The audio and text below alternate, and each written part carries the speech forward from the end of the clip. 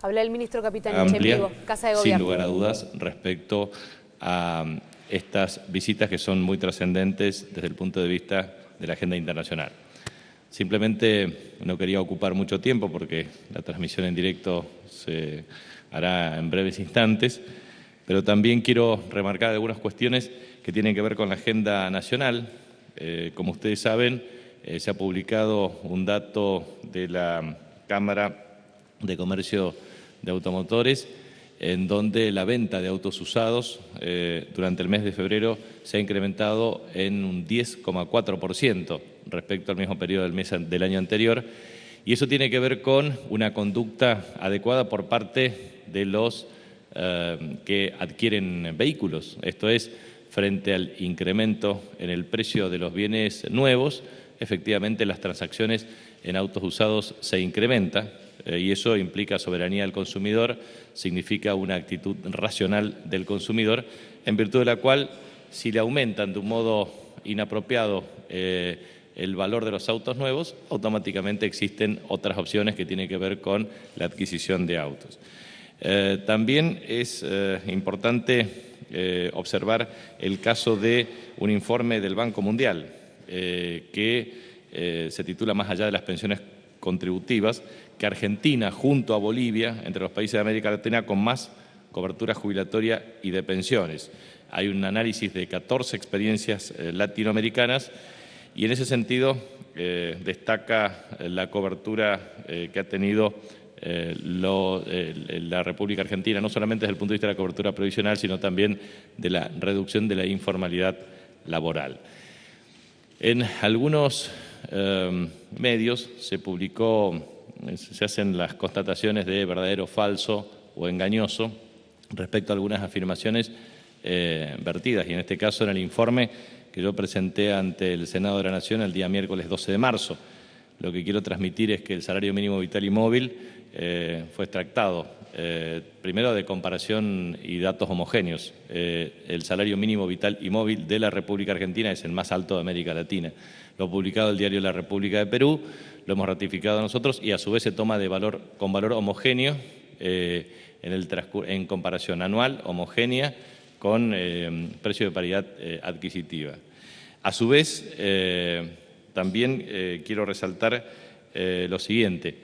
Muchas veces muchos dirigentes del arco opositor hacen referencia a las manifestaciones de su santidad el Papa Francisco, pero cuando nosotros hacemos referencia a la seguridad pública, en definitiva estamos haciendo clara alusión a lo que el mismo Papa en sus documentos lo exhibe. Esto es, que la seguridad pública es un fenómeno de las sociedades modernas que tiene que ver con la inclusión social. Por eso es muy importante las políticas de equidad, de mejor y más equidad en la distribución de la riqueza y de estrategias de inclusión social, que si bien en la Argentina se han ejecutado en el transcurso de estos años, inexorablemente son las que van a dar resultados a partir de la consolidación en la construcción de valores humanos que nos permita una sociedad democrática con convivencia armónica y civilizada. Así que me someto a las preguntas de ustedes. ¿Qué tal, ministro? Muy buenos días. Mariano Martín, de Radio Rivadavia, ¿aquí? Sí. Hicieron parar más adelante. No.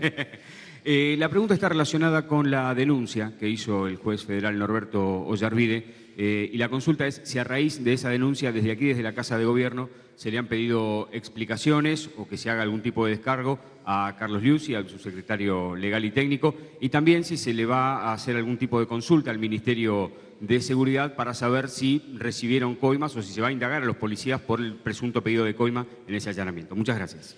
Mire, he respondido en la semana anterior y he respondido permanentemente a requisitorias periodísticas respecto a este tipo de preguntas.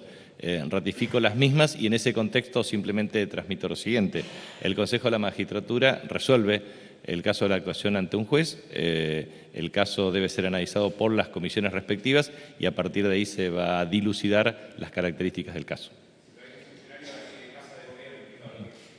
Es un mecanismo, dice, mecanismo de acción en ese sentido.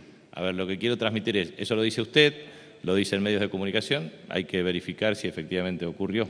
Porque, en definitiva, operaciones existen todo el tiempo y todos los días. Por eso es necesario evaluar claramente las circunstancias y efectivamente si ocurrió o no el hecho. Buen día, ministro. Javier Pasaragua, de la M530, La Río de las Madres.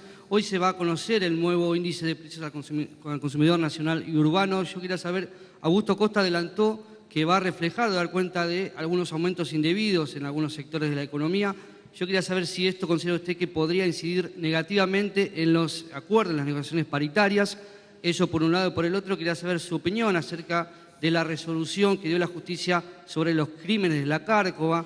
Quería saber su opinión al respecto y por qué considera que este tipo de temas no tienen la reacción en algunos dirigentes como lo tuvo la reforma o lo tiene la reforma al Código Penal. Bueno, respecto al tema del índice de precios al consumidor, la verdad es que se anunciará en el transcurso del día de la fecha.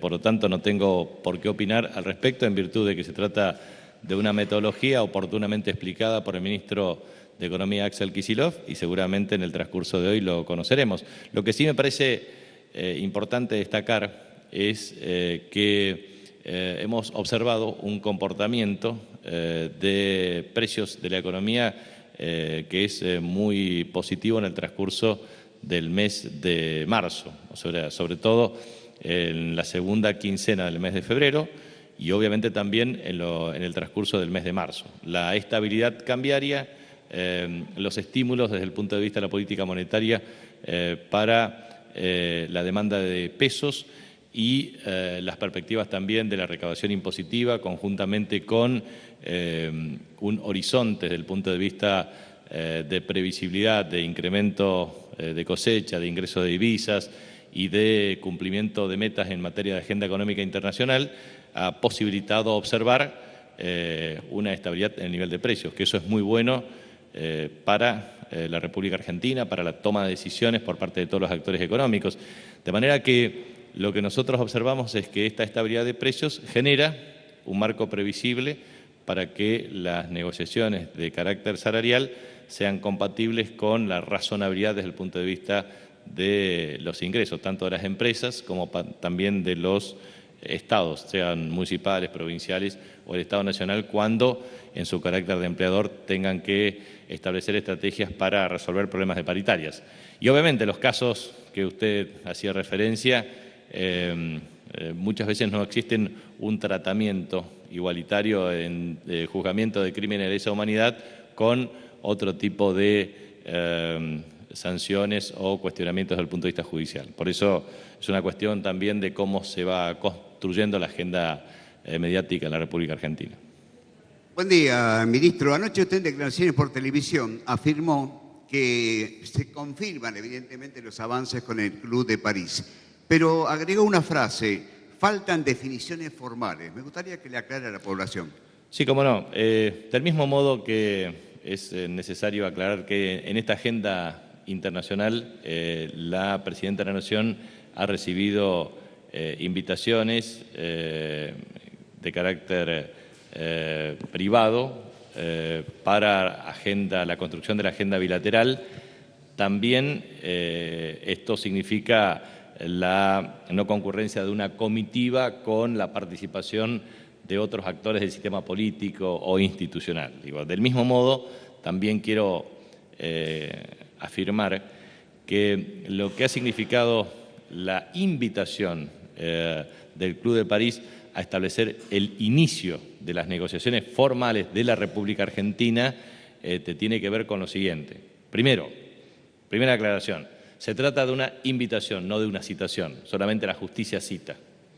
Cuando hay equidad de partes, existe una invitación formal entre el Club de París y la República Argentina. Segundo, una invitación de carácter formal para el inicio del proceso de negociaciones tiene fecha, que es el 26 de mayo, de acuerdo a esta notificación formal. Tercero, cuando el proceso de iniciación de una negociación formal se da, es necesario ponerse de acuerdo, primero, en el monto. Esto tiene que ver con el capital más los intereses correspondientes. Segundo, hay que ponerse de acuerdo en los plazos de cancelación de la deuda, tanto en los servicios de capital o intereses. Tercero, en las formas y condiciones de pago. Cuáles los lineamientos que oportunamente presentó la República Argentina y también cuál es el pago inicial para el proceso de cancelación. Eso constituye una negociación ciertamente compleja.